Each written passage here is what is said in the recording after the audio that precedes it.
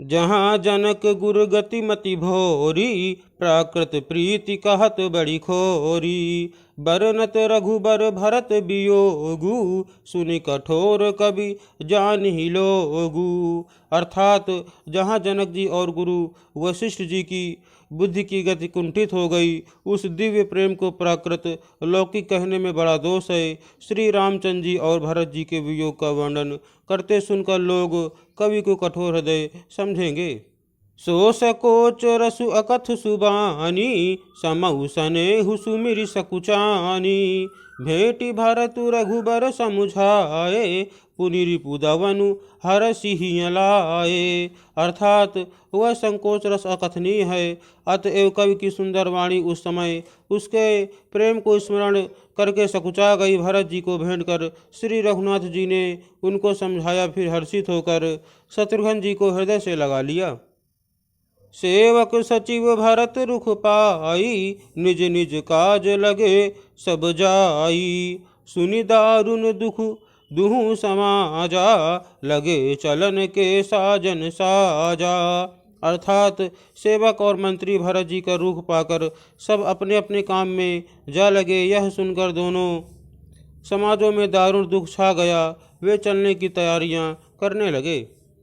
प्रभु पद पदुम बंदी दो भाई, चले शीस धरि राम रजाई। मुनि तापस बन देव निहोरी, सब सन्मानी बहोरी बहोरी। अर्थात प्रभु के चरण कमलों की वंदना करके तथा श्री राम जी की आज्ञा को सिर पर रखकर भरत शत्रुघ्न दोनों भाई चले। मुनि तपस्वी और वन देवता सबका बार बार सम्मान करके उनकी विनती की।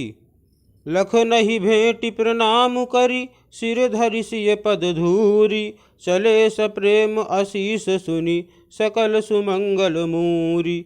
अर्थात फिर लक्ष्मण जी को क्रमशः भेंट कर तथा प्रणाम करके और सीता जी के चरणों की धूलि को सिर पर धारण करके और समस्त मंगलों के मूल आशीर्वाद सुनकर वे प्रेम सहित चले। सानुज राम नृपहि सिर नाई, कीन्हि बहुत विधि विनय बड़ाई। देव दया बस बड़ दुख पायऊ, सहित समाज कान नहीं आयऊ।